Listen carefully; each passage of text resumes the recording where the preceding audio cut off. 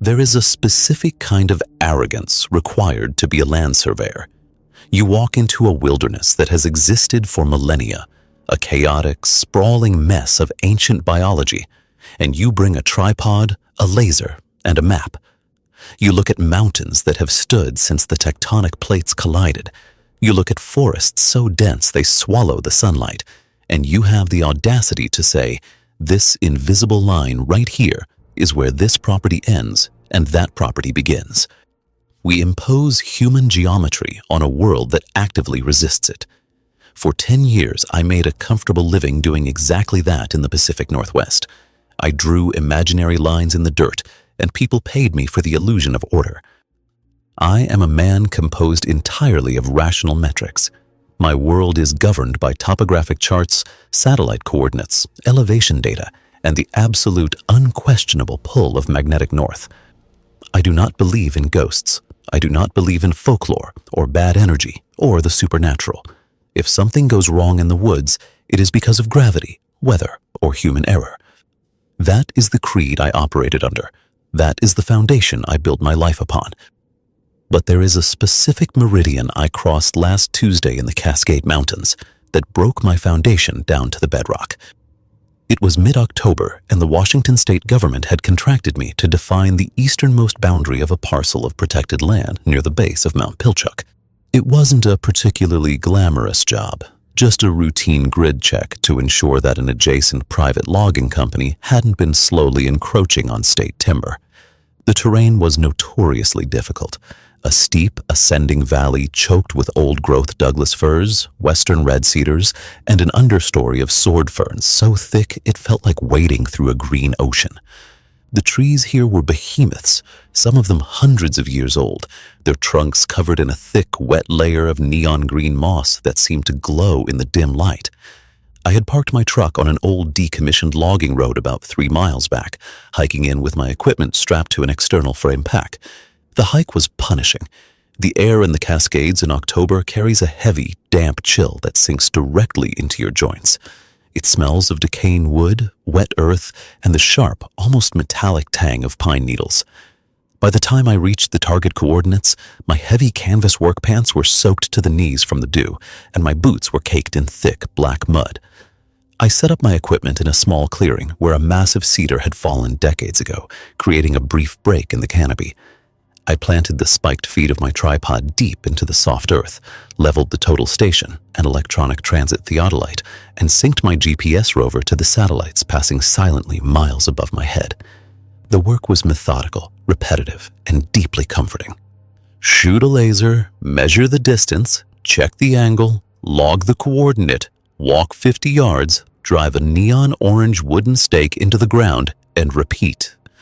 For the first 4 hours, the forest was exactly as a forest should be. It was alive. The ambient noise was a constant, layered symphony of biological activity. Wind rushing through the upper canopy 100 feet above, sounding like a distant ocean. The erratic chittering of Douglas squirrels defending their territory. The sharp knocking echoes of a pileated woodpecker testing a dead trunk. The distant rushing murmur of a mountain creek carving its way down the slope. It was a chaotic noise, but it was familiar. It was the sound of the world working as intended. It was precisely 3:48 p.m. when the world stopped working. I was kneeling in the damp moss, my heavy steel hammer in my right hand, preparing to drive the final boundary stake of the day into the ground. The sun was dropping low in the western sky, a blinding pale disk partially obscured by the jagged silhouettes of the peaks. The light in the forest was transitioning into that flat amber wash that signals the end of the day, the golden hour, photographers call it. Out here, I just called it the warning bell to pack up before the dark took over. I raised the hammer, took a breath, and brought it down on the top of the wooden stake. The metal struck the wood, but there was no sound. I don't mean the sound was muffled. I don't mean it was quiet. I mean the kinetic energy of a 3-pound steel hammer striking a solid piece of kiln-dried pine in the open air produced absolutely nothing, a vacuum of acoustic response. I froze. the hammer still resting on the stake, my brain trying to process the discrepancy between what my eyes just saw and what my ears didn't hear. I instinctively opened my mouth to let out a confused grunt, but the sound died in my throat. That was when I realized the rest of the forest had gone with it. The wind in the canopy above me was still moving. I could see the massive branches of the fir trees swaying violently, shedding a cascade of dead brown needles, but the roaring ocean sound was completely gone. The woodpecker was gone, the squirrels were gone, the distant creek was gone. The silence wasn't just an absence of noise, it possessed a physical weight. It felt as though a massive, invisible pressure bell had been dropped over my exact coordinates, sucking all the air and vibration out of the atmosphere. The pressure inside my ears spiked, a dull, aching throb, exactly like the sensation of descending too quickly in an airplane. I stood up slowly, the joints in my knees popping, though I felt the vibration in my bones rather than hearing it. My breathing hitched. The air had turned bitterly cold in a matter of seconds, dropping from a comfortable 50 degrees to something well below freezing. I could see my breath pluming in front of my face and thick white clouds hanging in this stagnant air. It's just a localized pressure drop, the rational part of my brain screamed. A microburst, a sudden shift in the barometric pressure. It happens in the mountains. You're fine. Pack up the gear and walk out. I forced myself to move. I reached into my vest pocket to pull out my analog compass, a habit born of a decade of navigating dead zones where GPS signals failed. I flipped the brass lid open and looked down at the dial. The magnetic needle, floating in its liquid housing, was behaving in a way that defied every law of electromagnetism. It wasn't pointing north. It wasn't wandering aimlessly either. It was spinning, a slow, agonizingly deliberate, grinding rotation. Clockwise, perfect, steady circles. It looked like the second hand of a mechanical watch, ticking away time in a place where time no longer mattered. A deep, visceral nausea curled in my stomach, the kind of primal, reptilian fear that bypasses logic and floods the nervous system with pure adrenaline. My hands began to shake so violently that the compass rattled against my palm. I dropped it into the moss. I looked up, my chest heaving, gasping for air that felt suddenly too thin to sustain me. I needed to focus on something large, something permanent, to anchor my spinning equilibrium. I fixed my eyes on the massive western red cedar standing about 20 feet away from me. It was a giant, at least 8 feet in diameter, its bark deeply grooved and ancient. The sun was directly behind me, sitting low and heavy in the west. The blinding light was hitting my back, casting my own shadow out in front of me, stretching long and thin toward the east. This was basic optics. Light travels in a straight line. An object blocks the light. A shadow is cast away from the source. It is one of the foundational rules of the physical universe. I looked at my shadow. It was pointing east.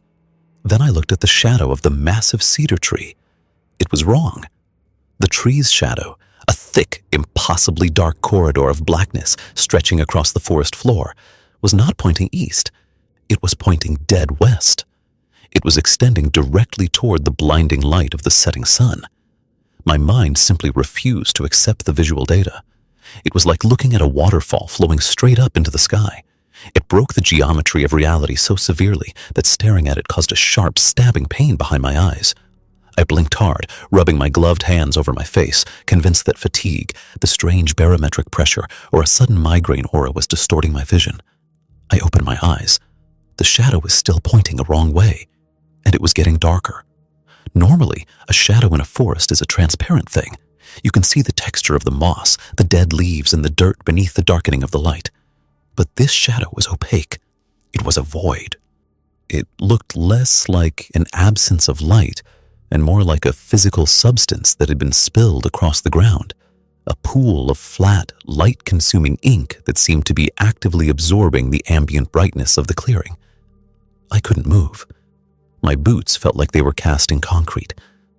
The rational surveyor, the man of math and logic, was dead, replaced entirely by a terrified animal trapped in a snare. As I stared, paralyzed, the impossible shadow began to change. There was no wind. The massive trunk of the cedar did not sway. But the dark shape on the ground rippled. It started at the base of the tree, a violent, shuddering wave that traveled down the length of the shadow. I watched, my heart hammering against my ribs like a trapped bird, as the edges of the darkness began to peel away from the forest floor. It was detaching. The shadow was separating itself from the tree that cast it. It pulled away from the roots with a sickening, silent tearing sensation that I felt vibrating in my teeth. The darkness gathered itself, pooling together into a dense, condensed mass on the moss about 15 feet away from me. It no longer looked like the silhouette of a trunk. It had lost its length and shape, becoming a jagged, asymmetrical hole torn directly through the fabric of the earth. It looked like an open doorway leading down into an endless, lightless subterranean abyss. And then, the void began to move. It didn't slide or glide. It dragged itself. The edges of the darkness writhed, extending small tendrils of blackness forward, pulling the rest of the mass behind it with a slow, agonizing, pulsing rhythm. It was moving across the clearing. It was moving toward me.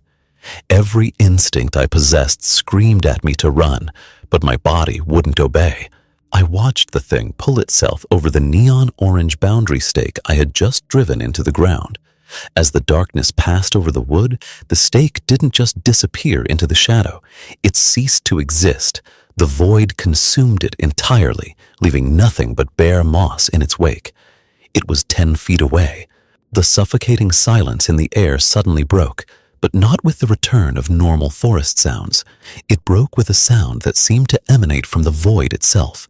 It was a low, wet, grinding noise, like the sound of heavy stones being crushed together at the bottom of a deep well, accompanied by a chorus of faint, overlapping, breathy whispers.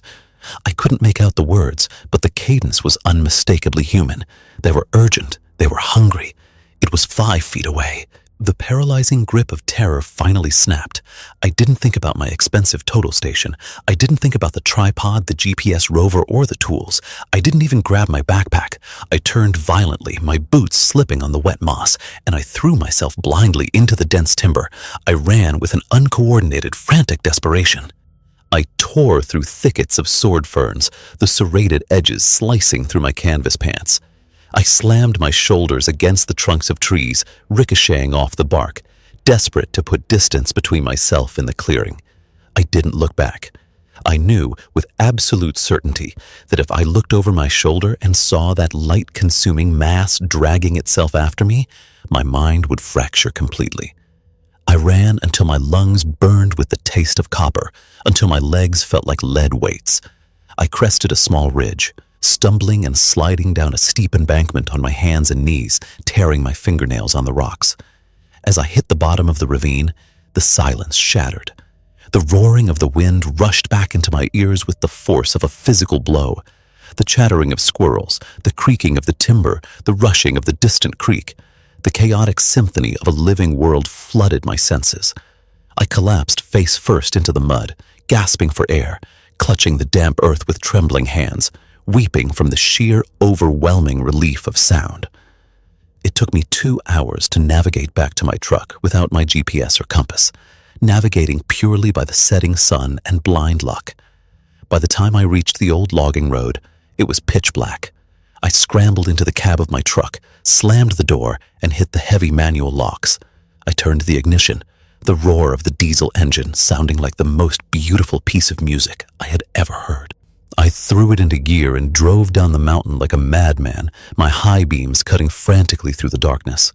I didn't stop until I reached the bright, artificial, comforting neon lights of a gas station 20 miles outside of Seattle. I sat in my truck, shaking violently, drinking burnt coffee and forcing myself to rebuild the rational walls in my mind. Altitude sickness, I told myself.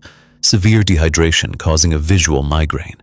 An inner ear infection causing vertigo and auditory hallucinations. A localized magnetic anomaly causing the compass to fail.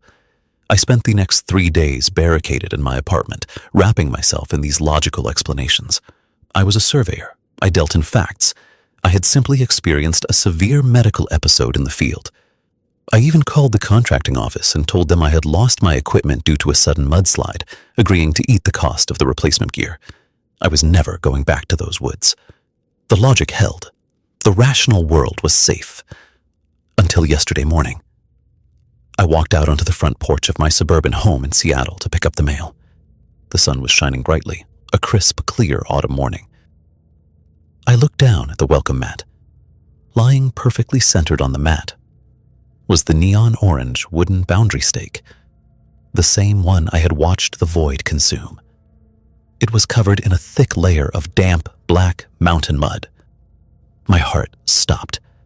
I stood completely still, staring at the piece of wood. The morning sun was hitting it directly, casting shadows from the porch railing, the mailbox, and my own legs onto the concrete. But the wooden stake cast no shadow at all. There is a fundamental psychological safety net that allows human beings to function in a chaotic universe. It is the subconscious belief in constants. We trust that gravity will hold our feet to the floor. We trust that water will boil at 212 degrees Fahrenheit at sea level. We trust that a physical object will displace space and that light will cast a shadow. When you strip away those constants, you don't just invite fear, you invite a complete ontological collapse. The human brain simply cannot process an environment where the physical laws of reality are treated as optional suggestions. I stood on the concrete porch of my Seattle duplex, the crisp, salt-tinged morning air biting at my cheeks, and stared at the neon orange boundary stake lying on my welcome mat. To my left, a neighbor was walking a golden retriever. Across the street, a garbage truck groaned as it lifted a green dumpster. The world was functioning exactly as it was designed to. It was a Tuesday morning, bright and aggressively normal. But there, resting against the coarse bristles of the mat, was a splinter of impossible geometry. It was my stake. I knew it intimately. I could see the splintered head where my 3-pound steel hammer had struck it in that suffocating, silent clearing at the base of Mount Pilchuck. I could see the thick, black, organic mountain mud caked along its lower half. And as the morning sun hit my back, casting my own long shadow over the concrete, I could see that the stake was completely, utterly immune to the light. It cast no shadow. The sunlight hit the painted wood and simply stopped, failing to project any darkness behind it. It was as if the object was a glitch in the visual rendering of the world, a 2-dimensional asset pasted clumsily into a 3-dimensional space. My breathing turned shallow and rapid. My hands, tucked into the pockets of my fleece jacket, balled into fists to hide their violent trembling. I looked around, half expecting the neighbor to stop, point, and scream. But he just tugged his dog's leash and kept walking. He didn't see it. Or, more accurately, his brain filtered out the impossibility of it. I couldn't leave it there. If I left it, I would have admitted that the mountain had followed me home. I reached down. My fingers brushed the wood. It was freezing. Not just the ambient chill of an October morning, but a deep, biting, unnatural cold that seemed to radiate from the core of the wood, stealing the heat directly from my skin.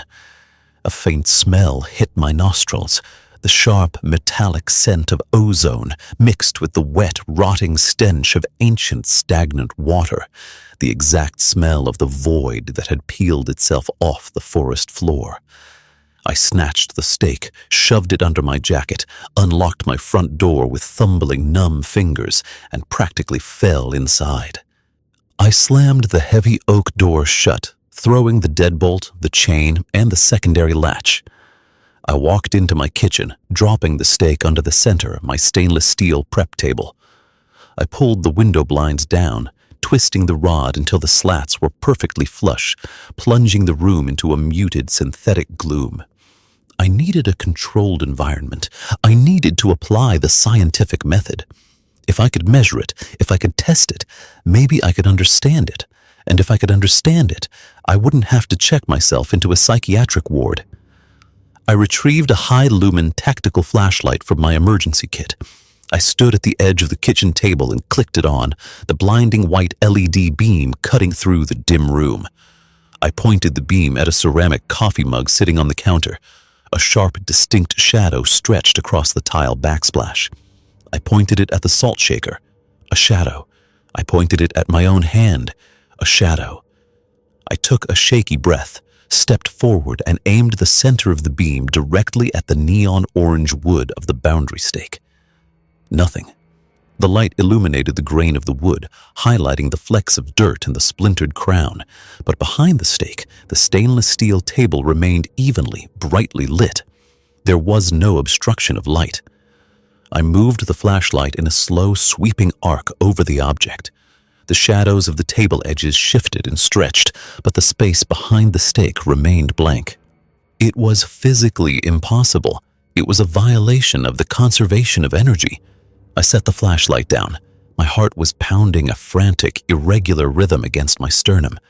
I went to my toolbox in the hallway closet and pulled out a fine-toothed coping saw. I returned to the table, pinned the stake down with my left hand, wincing at the unnatural radiating cold, and aligned the teeth of the saw about 2 inches from the splintered top. If the exterior of the wood was somehow absorbing and bending light, I needed to see the interior. I began to cut.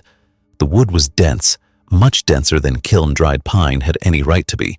It felt like I was trying to saw through petrified stone. My arm ached, sweat beading on my forehead and stinging my eyes, but I kept sawing, driven by a frantic, manic need to expose the core of the anomaly.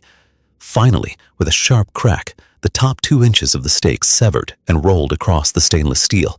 I dropped the saw and leaned in to inspect the cross-section. It wasn't wood. Not anymore. The interior of the stake was a solid, porous, pitch-black substance. It looked like volcanic pumice, but it was wet. A thick, dark, viscous fluid was slowly weeping from the severed grain, pooling on the table. It wasn't sap. It was black, opaque, and smelled so intensely of rot and deep earth decay that I instantly gagged, stumbling backward and clamping a hand over my mouth. I didn't try to analyze it further. The scientific method had failed. I swept the 2 pieces of the stake and the black fluid into a heavy-duty trash bag, tied it in a triple knot, marched out to the alley behind my building, and threw it into the municipal dumpster. I went back inside, scrubbed the kitchen table with bleach until my eyes burned, and took a scalding shower. I told myself it was over. I had disposed of the anomaly. The boundary line was closed. I spent the next 4 days locked inside my duplex. I ignored calls from the contracting agency. I ignored texts from my friends. I ordered groceries through an app, instructing the delivery driver to leave the bags on the porch. I lived in a state of hypervigilance, jumping at the sound of the refrigerator compressor clicking on, or the creak of the floorboards as the building settled. But the mountain wasn't in the dumpster. The mountain had already been let inside. The spatial breakdown started subtly, manifesting in ways that I initially brushed off as a byproduct of my exhaustion and paranoia. It began with muscle memory. You live in an apartment for 5 years, and your body learns the exact topography of the space. You know exactly how many steps it takes to get from the bed to the bathroom in the pitch black. You know exactly how far to extend your arm to catch the edge of the doorframe. On Thursday evening, I reached for the light switch in the hallway, a motion I had performed thousands of times. My hand slapped empty drywall. I fumbled in the dark, my fingers sliding frantically across the paint until I found the plastic plate. It was 3 inches higher and 4 inches to the left of where it had always been. On Friday morning, I walked from the kitchen to the living room, a straight path past the sofa. I slammed my hip violently into the corner of the coffee table, a table that I had meticulously centered on the rug 3 years ago. The bruise blossomed instantly, a dark purple ache. I glared at the table, thinking I must have kicked it out of alignment, but the legs were perfectly seated in the divots they had worn into the rug. The table hadn't moved. The path around it had shrunk. By Saturday, the feeling of wrongness had escalated from a subtle discomfort to a crushing, omnipresent vertigo. The architecture of my home was betraying me. The angles of the walls felt subtly skewed. When I looked down the short hallway toward my bedroom, the perspective felt forced, like a set piece in an old German expressionist film. The ceiling felt too low in the corners and too high in the center. The air inside the apartment felt thicker, carrying a faint static charge that made the hairs on my arms stand on end. I couldn't take the uncertainty anymore. I was a surveyor, My entire professional existence was built on the premise that space could be quantified, measured, and locked into a grid. If my senses were lying to me, I needed objective data to prove it. I went to my equipment bags, the ones I had hastily thrown into the corner of the office after my terrified drive back from Pilchuck. I dug out my Leica Disto, a highly calibrated professional laser distance meter, accurate to within a millimeter over 100 meters. I also pulled out a digital protractor and my clipboard. I had the original architectural blueprints of the duplex saved on my laptop. I knew the exact dimensions of the space. I stood with my back pressed flat against the drywall of the kitchen, resting the base of the laser meter on my chest, and pointed the red dot at the far wall of the living room. According to the blueprints, and according to the measurements I had taken myself when buying furniture, the distance from the kitchen wall to the living room window was exactly 22 feet and 4 inches. I pressed the button. The device clicked. The digital LCD screen lit up with the reading, 24 feet 1 inch. I stared at the screen. My mouth went dry. "No," I whispered. "Calibration error. Low battery." I swapped the batteries. I wiped the laser lens with a microfiber cloth. I braced my back against the wall again, ensuring I was perfectly perpendicular, and took the measurement a second time. The device clicked. 24 feet 8 inches. It had grown 7 inches in less than 2 minutes. A cold sweat broke out across my back, gluing my shirt to my skin. I moved frantically to the bedroom. The room was supposed to be a perfect square, 12 by 12 feet. I shot the laser across the room, 14 feet 3 inches. I shot the adjacent wall, 10 feet 1 inch. The room was stretching into an elongated rectangle. I grabbed the digital protractor and dropped to my knees in the corner of the room, pressing the metal arms flush against the baseboards. A standard corner in modern construction is 90 degrees. The digital readout flashed 104.2 degrees. I crawled to the opposite corner, my breath coming in short, ragged gasps. I pressed the tool against the walls, 76.5 degrees. The geometry of my home was actively distorting. The walls weren't moving. There was no sound of tearing drywall, no groaning of structural timber, no cracking of the foundation. The physical materials were exactly where they had always been, but the space between them was expanding, contracting, and skewing. The geographic coordinates of my apartment were unspooling, untethered from the rigid rules of the physical world. The same impossible geography that allowed a shadow to point toward the sun was now operating inside my living room. I dropped the tools. I couldn't stay here. The realization hit me with the force of a physical blow. The void in the woods hadn't just consumed the stake, it had infected it. And by bringing the stake into my home, I had drawn a new boundary line. I had invited the hollow meridian inside. I sprinted to my closet, grabbing a duffel bag and blindly shoving clothes, my laptop, and my wallet inside. I didn't care where I went. A hotel downtown, a motel on the highway. I just needed to be inside a building whose walls still obeyed the laws of physics. I slung the bag over my shoulder, ran to the front door, and grabbed the brass deadbolt. As my fingers wrapped around the metal lock, I froze. The ambient noise of the apartment, the hum of the refrigerator, the faint rattle of the window panes in the wind, suddenly vanished. The absolute, suffocating, heavy acoustic vacuum from the mountain clearing crashed down over me. The pressure in my ears spiked. I could hear the frantic, thudding rhythm of my own heart echoing in my skull. And then, from the other side of the solid oak door, I heard something else. It was the wet, grinding sound of heavy stones crushing together, accompanied by the chorus of faint, breathy, overlapping whispers. They weren't out in the woods. They were standing on my concrete porch. I backed away from the door, my chest heaving, the duffel bag slipping from my shoulder and hitting the floor with a dull thud. The whispers grew slightly louder, pressing against the wood of the door, searching for a seam, a crack, a way inside. I looked back over my shoulder into the living room. The perspective was warping violently now. The far wall seemed to be receding into a vast, unnatural distance, the corners of the ceiling stretching upward into shadows that the overhead lights couldn't penetrate. The apartment was becoming a cavern. The space was hollowing out. I was was trapped. The geometry of the world was broken, and I was locked inside the fracture.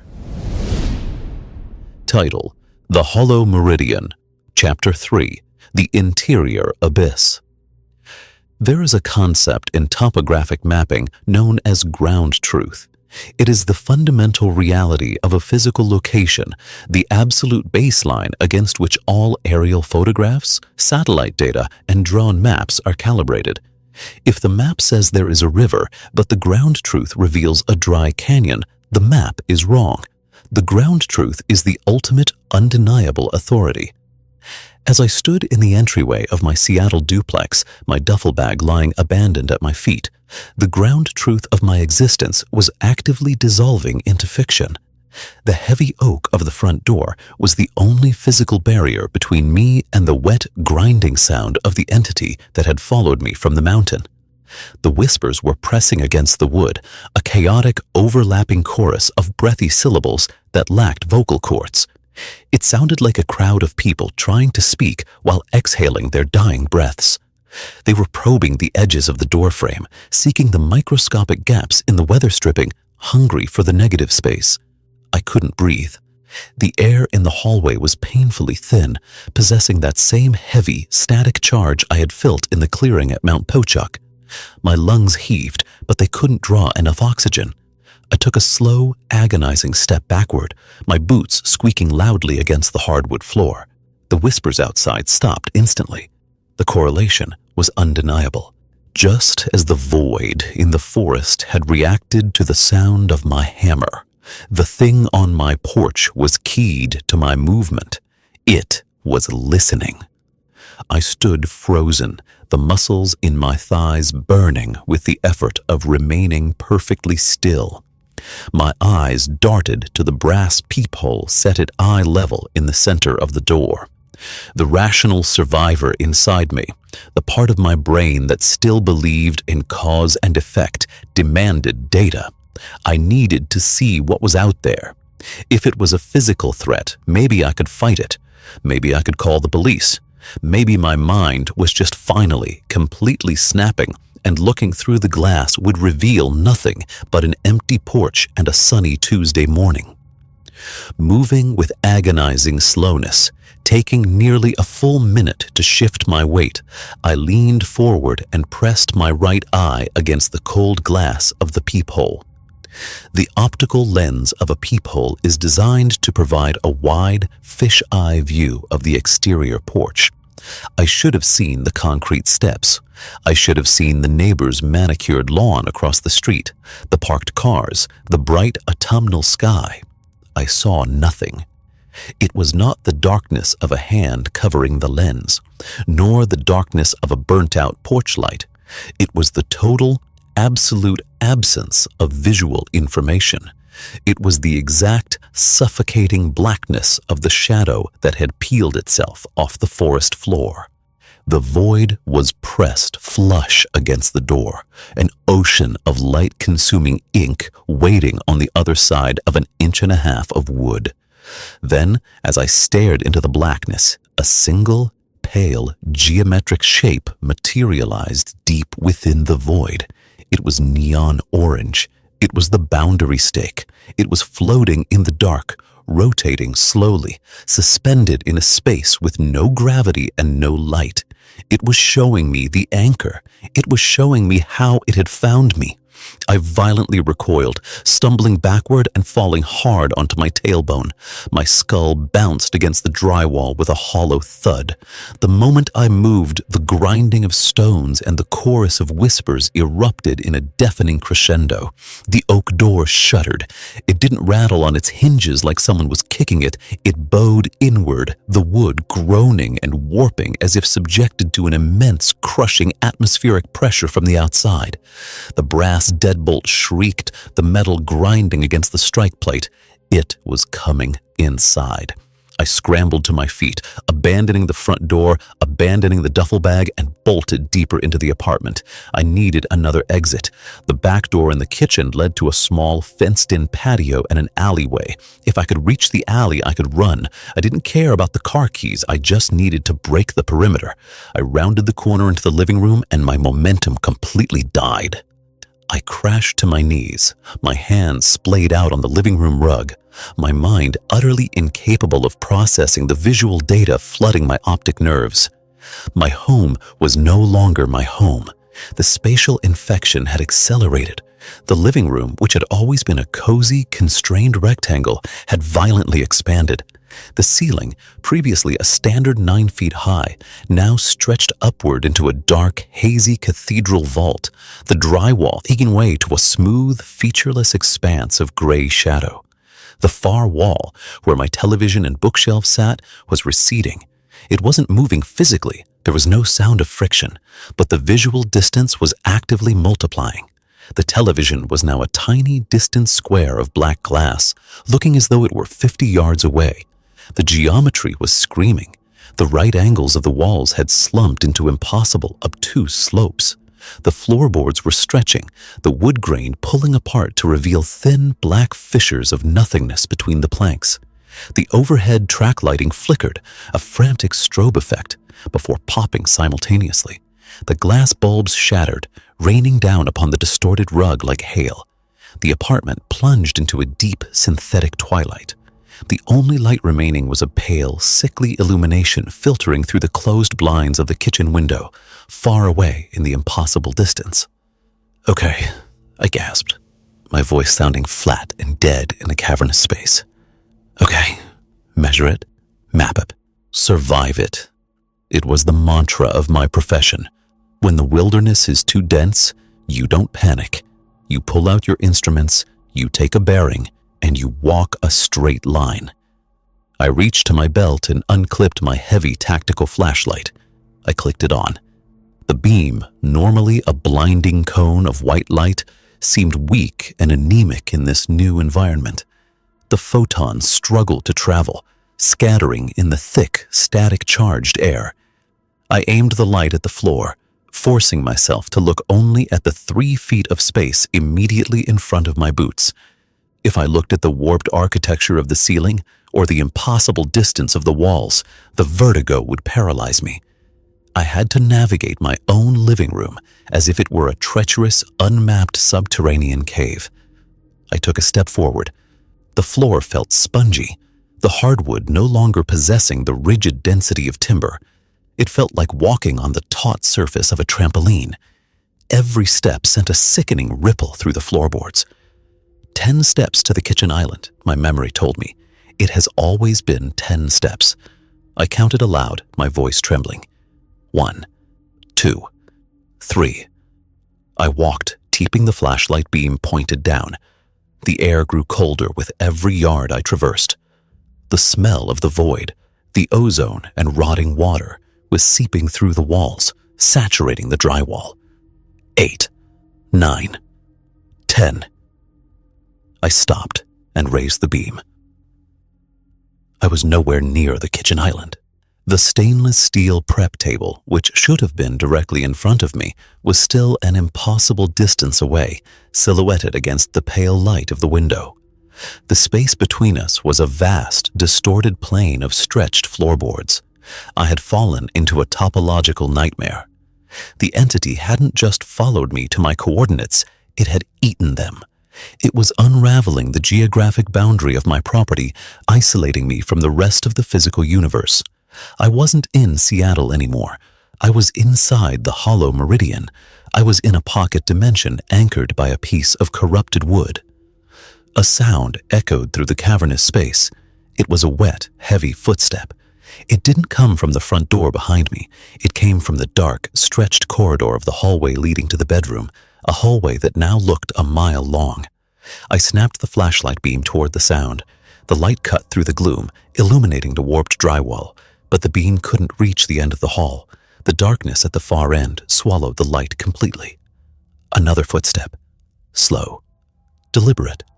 The sound of something heavy dragging itself across the hardwood. Squish, drag, thud.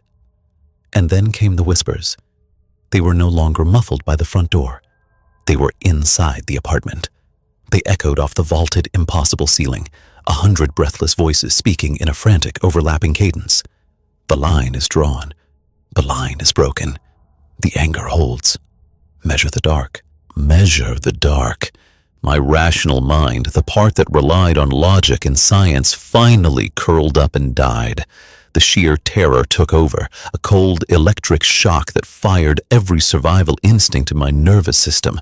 I sprinted. I abandoned the measured, careful steps and ran toward the distant silhouette of the kitchen, ignoring the sickening bounce of the warped floorboards.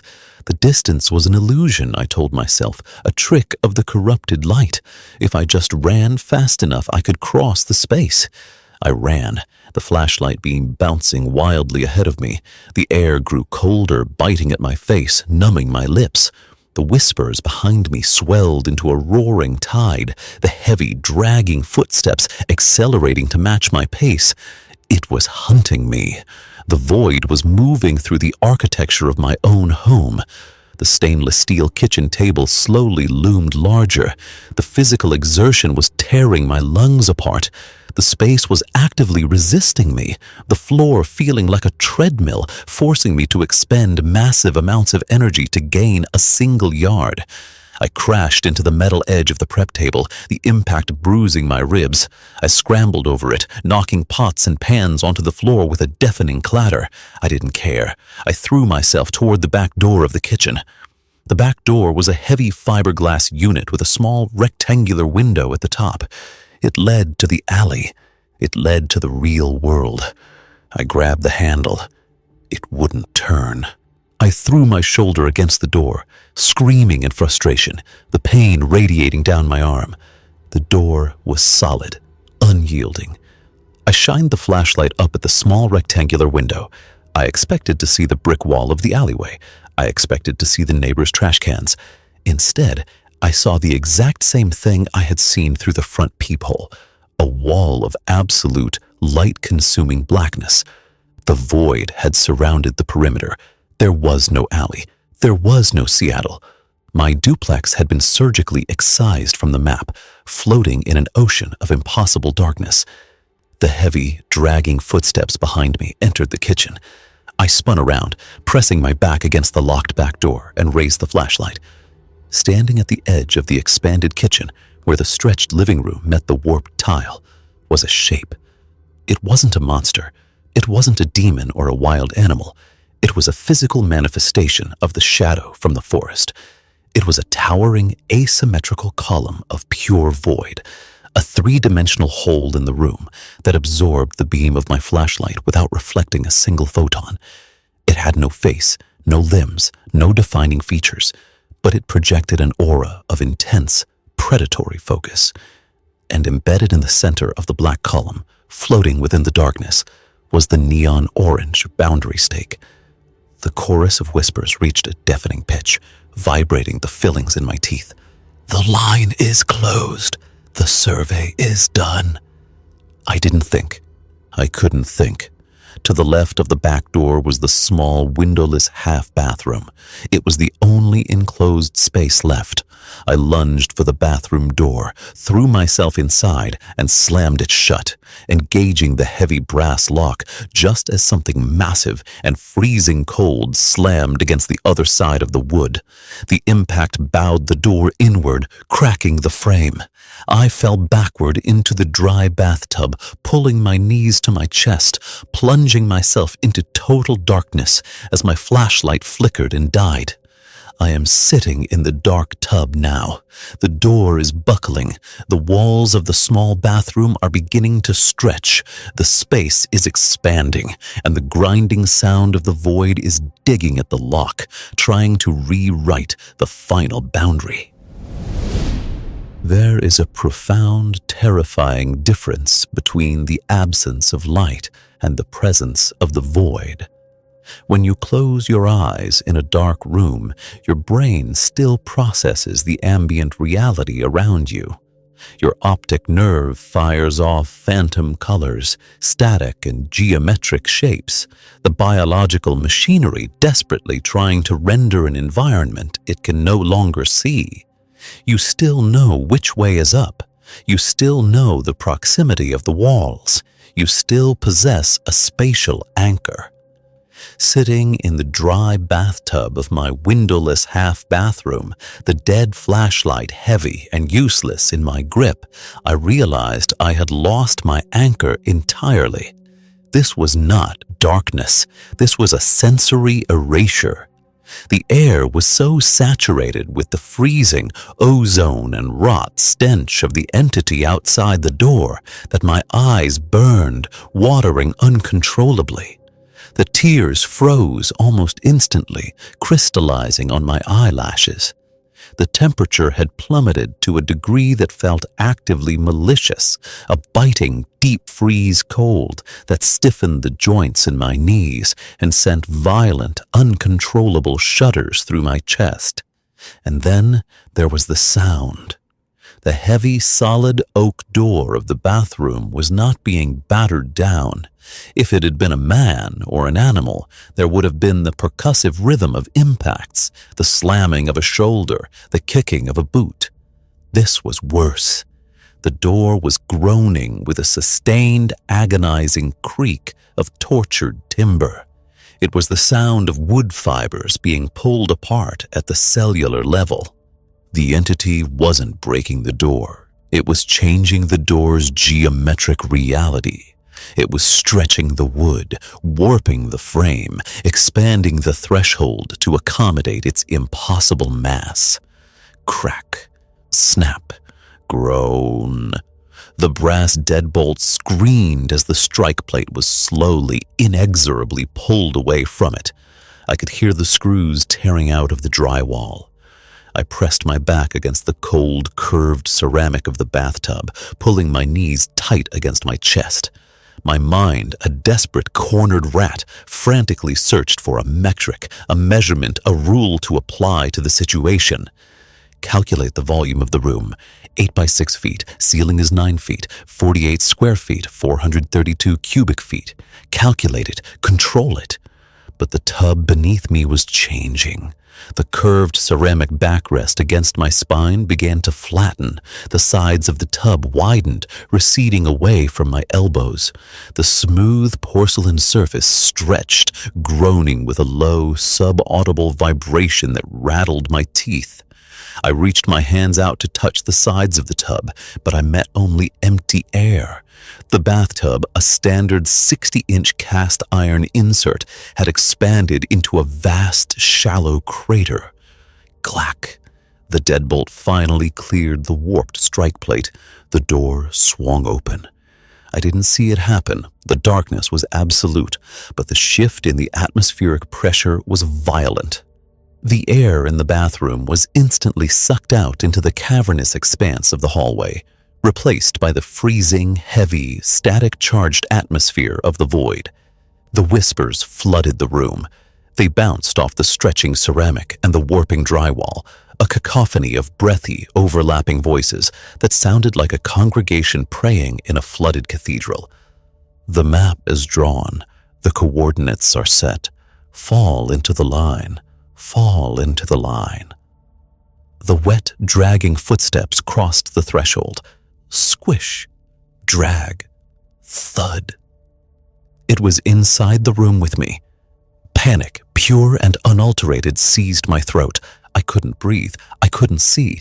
I was a blind man trapped in a room whose dimensions were actively rewriting themselves, hunted by a sentient black hole. I dropped the dead flashlight. It hit the porcelain of the tub with a sharp clack, but the sound echoed as if it had been dropped in the center of an empty gymnasium. I frantically patted down my heavy canvas work pants, my trembling hands digging into the deep utility pockets. I was looking for anything, a pocket knife, a lighter, a pen. My fingers brushed against a heavy, cold piece of metal in my right thigh pocket. I pulled it out. It was my plumb bob. In surveying, a plumb bob is the most ancient and fundamental tool we have. It is a solid brass weight, usually shaped like an inverted teardrop or a sharp cone attached to a length of braided nylon string. It has one job: to find the true vertical center of gravity. No matter how steep the mountain, no matter how uneven the terrain, if you hold the string, the brass point will always point exactly, perfectly down toward the center of the earth. It is the ultimate arbiter of gravity. It is the purest ground truth that exists. I wrapped the end of the nylon string around my index finger and let the heavy brass weight dangle. I couldn't see it, but I could feel the reassuring tension on the line. I needed it to anchor me. I needed to know which way was down so I could stand up and try to run. I held my hand out in the freezing darkness, waiting for the brass weight to settle, waiting for the string to pull taut toward the floor. The string pulled taut, but it didn't pull down. My arm jerked forward. The brass weight was pulling horizontally, parallel to the floor, stretching the nylon string straight out in front of my chest. I froze, my breath catching in my throat. I moved my hand to the left. The string immediately swung right, correcting itself, pulling with incredible force toward the center of the room. I moved my hand up. The string pulled down and forward. Gravity had failed. The center of the earth was no longer the dominant mass in this room. The dominant mass, the new center of gravity in this corrupted pocket of space, was the entity standing in the dark. The void was so dense, so incredibly heavy with impossible physics, that it was actively warping the gravitational field at my apartment. The plumb bob wasn't pointing down. It was pointing directly at the monster. Squish, drag, thud. It took another step. The pull on the string intensified. Measure the dark. Ground truth. Ground truth. The whispers hissed, mocking my profession, mocking my need for order. A manic, desperate clarity suddenly pierced through the fog of my terror. The plumb bob was a compass. If the string was pulling toward the entity, then the opposite direction was my only escape route. I didn't need to see. I had a physical vector. I scrambled out of the vast, shallow crater that used to be my bathtub. My boots hit the floor tiles. The tiles, originally small 6-inch octagons, now felt massive underfoot, smooth, freezing slabs of stone that must have been 10 feet across. The grout lines were deep trenches that I stumbled over. The geometry of the bathroom had stretched into an infinite Euclidean nightmare. I held my right hand out, feeling the pull of the brass weight. It tugged sharply to my left. Right, I muttered, my voice a ragged gasp. Go right. I turned right and ran blindly into the freezing expanse. The air was thick, resisting my momentum like I was running chest deep in freezing water. I kept my left hand outstretched, sweeping the darkness, praying to hit a wall, a towel rack, a door frame, anything that belonged to the real world. I ran for what felt like minutes. In a normal half bathroom, I should have hit the wall in 2 steps. Here, I was sprinting across an endless flat plane of frozen tile. The dragging footsteps behind me didn't speed up. They didn't need to. The entity wasn't chasing me through space. It was collapsing the space around me. I could feel the atmospheric pressure rising, the freezing cold deepening. The pull on the nylon string wrapped around my finger grew violent, jerking my arm backward. Squish, drag, thud. It was getting closer, despite my sprinting. Distance was an illusion here. My left hand finally slapped against something solid. It was smooth, cold drywall. I sobbed with relief, pressing my body against the flat surface, using it as a guide. I scraped my way along the wall, my boots slipping on the slick, oversized tiles. Keep the string behind you, I chanted under my breath, a lunatic's mantra. Keep the brass pointing back. Move forward. I followed the wall, navigating the dark by touch and the impossible gravity of the plumb bob. But the drywall didn't form a corner. It began to curve. It was a slow, sweeping arc that bent inward. I kept following it, my hand sliding over the paint, until I realized with a jolt of pure horror what was happening. I wasn't running away from the entity. The geometry of the room was non-orientable. It was a Mobius strip of drywall and tile. The wall was curving back in on itself, looping me right back to the center of the anomaly. The string on my right hand suddenly went slack. I stopped. The freezing air grew entirely still. The dragging footsteps ceased. Even the whispers fell utterly, terrifyingly silent. I stood in the pitch black, my chest heaving, the condensation of my breath freezing on my lips. Why did the string go slack? Why wasn't the entity pulling it anymore? I slowly raised the string, testing the tension. The brass weight swung loosely, dangling down toward the floor. Normal gravity had returned to the object. Before I could even process the relief, a new sensation hit me. A profound, bone-deep numbness washed over my left shoulder. It wasn't the ambient cold of the room. It was a localized, absolute zero contact.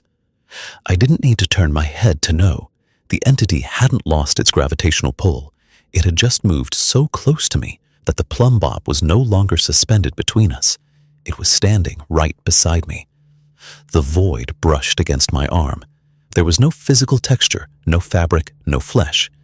It felt like sticking my hand into an open electrical socket submerged in ice water. A violent, shrieking static blasted through my nervous system. My mind exploded with a barrage of intrusive alien data. I didn't just feel the cold, I felt coordinates. I saw flashes of impossible landscapes burned into the back of my retinas. A forest of black timber where the trees grew upside down from a sky of bruised purple ash. A massive churning ocean of black mud that swallowed mountains whole. I saw the neon orange boundary stake driven deep into the heart of a bleeding earth, acting as a rusty nail holding two opposing realities together. It was trying to map me. It was pouring its geography into my brain, overriding my memories, my understanding of physics, my very identity. It wanted to hollow me out and use me as a new vessel, a new meridian to spread its impossible geometry into my world. The map is you. The map is you, the whispers hissed, no longer echoing in the room, but vibrating directly inside the cartilage of my own ears. I was losing the ground truth of my own mind. I could feel my ego dissolving, my name slipping away, replaced by a string of meaningless, impossible numbers. No, the single word cut through the static in my brain. It was the voice of the surveyor, the man who imposes order on chaos, the man who drives the stake into the ground and says, "Here and no further." I still had the nylon string wrapped around my right index finger. I still had 16 ounces of solid, pointed brass dangling at the end of it. I didn't try to run. I didn't try to scream. I channeled every ounce of remaining adrenaline, every shred of rational defiance left in my breaking mind into my right arm. I gripped the string tight, creating a 2-foot tether, and I swung the heavy brass plumb bob in a violent, blind arc directly toward the freezing numbness at my left side. I wasn't aiming for the void. You can't strike a hole in reality. I was aiming for the anchor. I was aiming for the neon orange stake that I knew was suspended somewhere within the center of that black column. The brass weight cut through the freezing air. Clang! The impact was deafening. It didn't sound like brass hitting wood. It sounded like a sledgehammer striking a massive church bell underwater. A concussive shockwave of pure kinetic energy exploded outward from the point of impact. The void shrieked, a mechanical tearing sound, like a steel hull ripping open under pressure. The absolute darkness shattered. It didn't fade into light. The blackness literally cracked. Jagged, blinding fissures of white-hot light tore through the air, fracturing the space around me like a broken mirror. The immense atmospheric pressure collapsed instantly, popping my eardrums with a sickening crack. The impossible, expansive geometry of the stretched bathroom violently snapped back into place like a released rubber band. The floor beneath my boots violently buckled. The walls rushed inward at the speed of sound. The spatial pocket I was trapped in couldn't sustain its own corrupted dimensions without the anchor, and my strike had dislodged it. The floor completely gave way. I felt the sudden sickening lurch of free fall. The tiles, the walls, the entity, the whispers, everything vanished into a blinding swirl of white light and crushing centrifugal force. Gravity reclaimed me with a vengeance, pulling me violently downward into the blinding fracture of reality. I closed my eyes, clutched the nylon string of my plumb bob against my chest, and braced for the impact of hitting a ground that I wasn't entirely sure existed anymore. The impact didn't kill me, but it broke the world. I hit the ground with bone-jarring force. It wasn't the smooth, cold tile of my expanded bathroom. It was damp, uneven, and smelled aggressively of wet pine and decomposing organic matter. The wind was knocked out of my lungs, and my skull bounced against something hard and unyielding. The last thing I registered before the darkness dragged me under was the deafening, chaotic roar of the wind rushing through the upper canopy of massive trees. When I finally opened my eyes, the white-hot fracture of collapsing space was gone.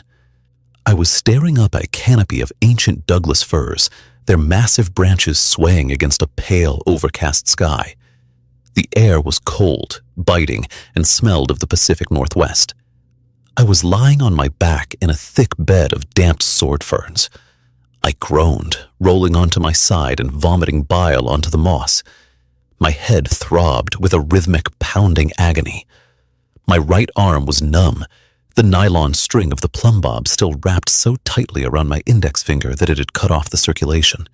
I slowly unspooled the string, my trembling fingers brushing against the solid brass weight. It was dented. The sharp point was blunted, flattened by the sheer force of striking the impossible density of the boundary stake inside the void. I forced myself up to my hands and knees. The vertigo was intense, a lingering hangover from the spatial distortion. I looked around, desperate to orient myself. I wasn't in my apartment. I wasn't anywhere near Seattle. I was back in the Cascade Mountains. The topography was brutally familiar.